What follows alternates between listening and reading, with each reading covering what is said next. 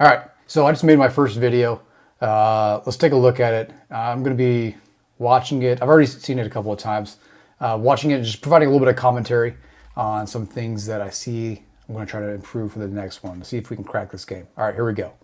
And begin. Now, first and foremost, at this beginning section, this whole opening sequence is taking too long. Like, I haven't hooked anybody. I mean, it's not bad. It's interesting. It looks okay. Welcome to Bottle Basics, where we talk about bottles, the stuff that's in them. Energy's pretty low. Like whiskey, but I like other things too. The purpose of this show is really just to share a little bit of everything and maybe learn a thing too in the process. Yep, some pauses there. Just an excuse for me to pour a drink. It's not a very good hook. This is episode 1. This is my first time doing something like this for you. I have no idea what I'm doing, but I'm trying to figure it out. And if it's not good, Now, I think it's okay that I gave a little bit of a preface there. It's just the first video, so I'll get that disclaimer out of the way for the first one. I won't do it for the follow-on videos, but just a little bit of benefit of the doubt, especially if somebody's here for the start of the journey.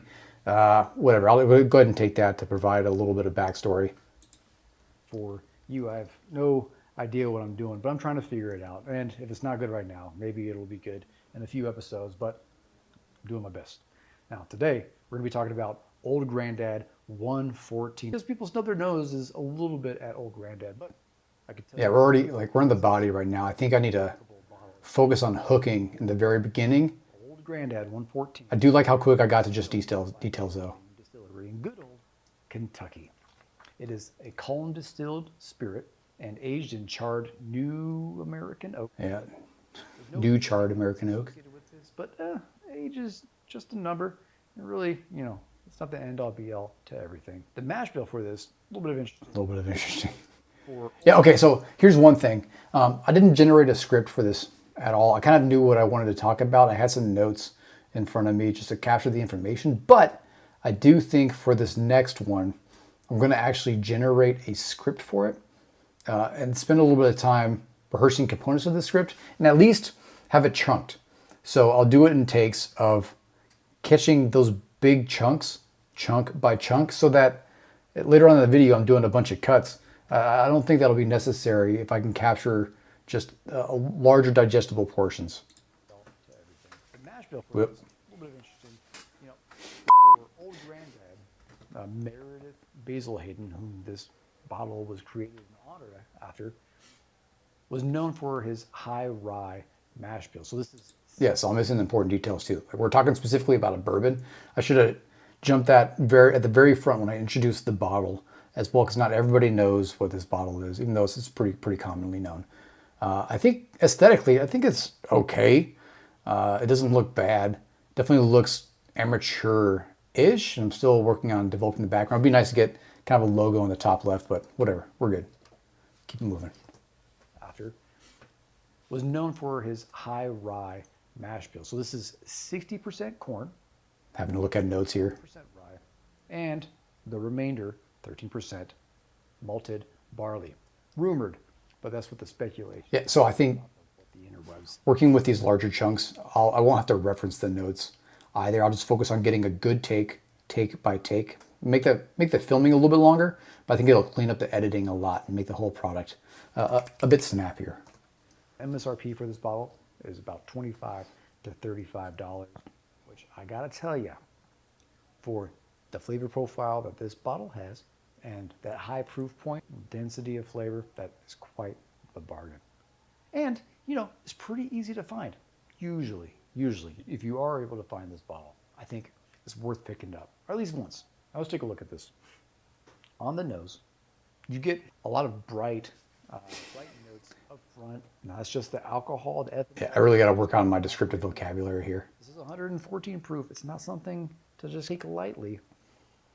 You got to work your way through it. It's so weird. It's just slightly awkward. So here, I'm trying to figure out how to describe it. I can talk about it. I can say why I like it, but being able to pull out those descriptive words quickly, that's going to be a learned skill. That's going to take, I think, a few iterations of this to actually crack the code on. I tried cutting out a lot of the dead time where I'm really trying to sort through my thoughts, but it'll get better as time goes. I know this is just part of the journey. Cherry maybe some Drawing that word out. Yeah. some lighter sweet flavors, some vanilla, some honey. See, it's kind of boring. Like, what one? My energy is pretty low too. I gotta raise up my energy. I'm already losing myself as I'm watching this. A hint of oak. A hint of oak. Shines Pretentious. Now, as you can see, It's accurate though. it's got some decent. There's not much oak there, but it's there. You can see this in the camera, but you know, you get some leg. It coats the glass pretty evenly. Yeah. No, this is fine.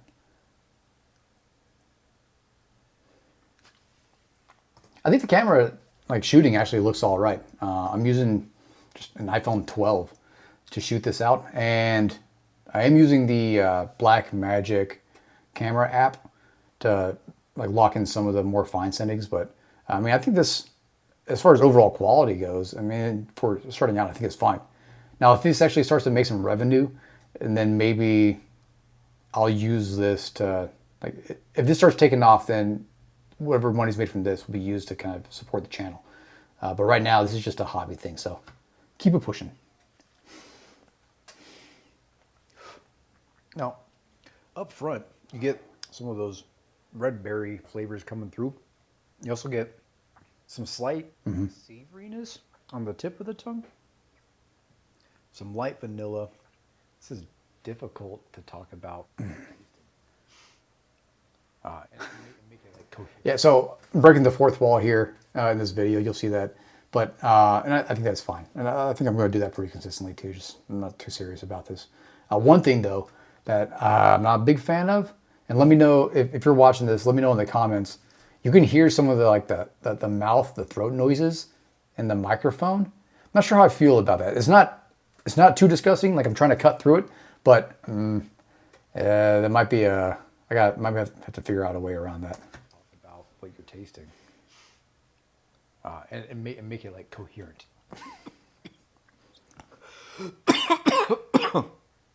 Wrong pipe. Yeah, I'm fine with all this. Ow. Ugh. I had a spicy ramen. Maybe not pick your nose on camera. I'm in Japan right now.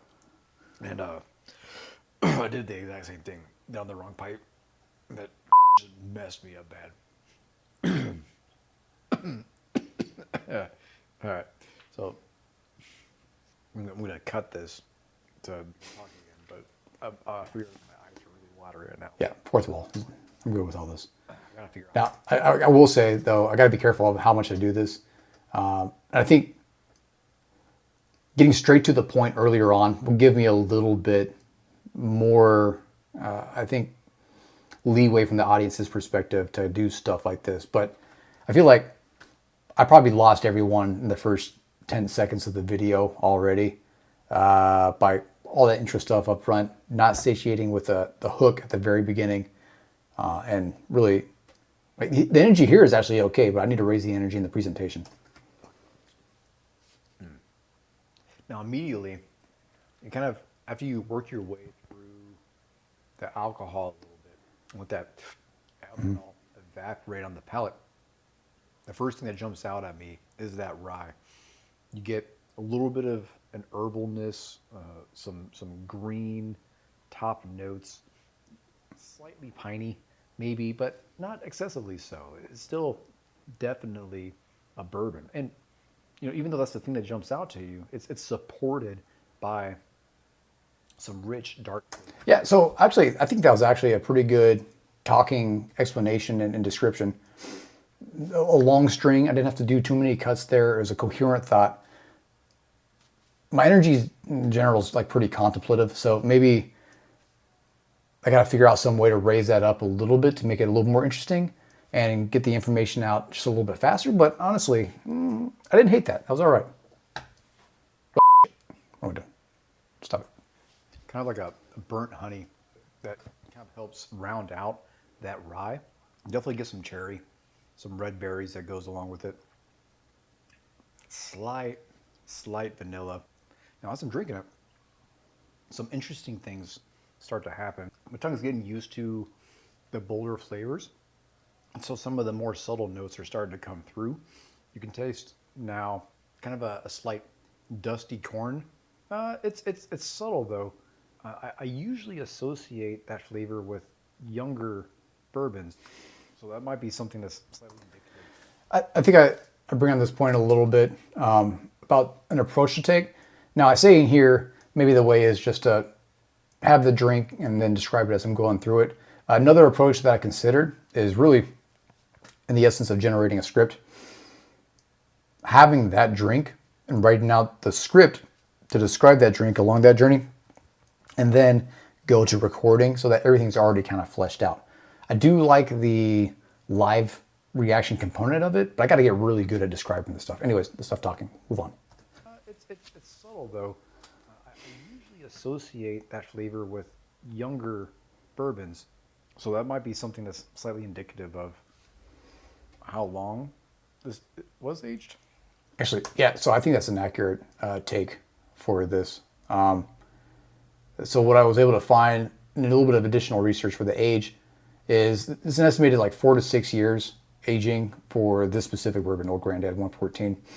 And yeah, it has to be aged at least 4 years to be color bourbon, I believe. So, honestly, good take. I'll take it. Accept the W's when you got them. It's just describe this as I drink the entire glass. Yeah. And then just cut to the parts that make the most sense. Just because the experience changes as you work your way through the glass. So with that in mind, a little over halfway done with the pour. And now that my palate's kind of used to sorting through the alcohol, it's kind of worked its way. So another thing, and so I listened to this on the way to work today, and I'm doing it right now too. So my cadence when I speak, it's not long strings of thought. Everything's it's disjunct. I'll do like machine gun fire thoughts. It still makes sense when you're listening to it, but it's a bumpy ride for the listener, especially if you just have the audio. So I got to figure out how to string everything together a little more congruently. But I'm trying to focus on it right now as I'm talking to you. So I think, again, going to drinking, writing things down, really nailing the description of the flavor, and then going to record, maybe even have another drink. I'm kind of okay with that. Anyways, yeah, enough talking. Boom. Used to sorting through the alcohol. It's kind of worked its way through those rye notes and those brighter fruit flavors. Some of the more subtle things are coming out, like maybe like a dried grass or a hay on the back end. Yeah, I gotta cut out these gaps. Instead time. You don't need to see me drinking. Yeah, so going along, It's not interesting. the vanilla married with the oak, I'm getting a little bit of a hazelnut, a nutty slash chocolatey. I'm getting more of the corn, but also a little bit more chocolatiness. Maybe hazelnut is going along with that. As far as a bourbon representation, I think this is really solid. Now, I think potentially you may have to work your way to this. I feel like I would have had a hard time appreciating this as my first bottle. But what I really appreciate about this, the first bottle that I actually bought for myself for my collection was just standard 80 proof Basil Hayden. Yeah, I'm not sure how relevant that is. I mean, actually, I'm kind of okay peeling back the curtain here, but again, in presentation, I got to get things coming out a lot faster and a lot more stringed together and congruent. So again, that shot, that machine gun cadence, 6 to 8 shots down the range, run Fuzzy Bunny run. Like it's hard to listen to. It's hard to keep pace with, and it's kind of losing me as I'm watching it. Anything along this line kind of holds a special place in my heart. Real talk though, I do have a soft spot for Basil Hayden. I don't drink it very much nowadays. My taste has kind of changed as time went, but Basil Hayden was the first bourbon that I had, and I didn't feel like I was fighting the alcohol. And so that's what kind of like got me into the game. I think what I'll do for these is just continue to do this ramble. I was hoping to do like a one shot. Yeah, right. I gotta get good for that. Yeah. This is super hard, man. I gotta like really build my descriptive vocabulary to be able to do this in a one take. And also my speaking skills just gotta get better. They gotta get better. My daughter walked in. Video on YouTube trying to get famous, trying to get. No, That's my wife. want an excuse to talk about something that I enjoy? Ooh. Talk about how you enjoy your family. So cute. Would be a good like a sign-off phrase for a bourbon channel.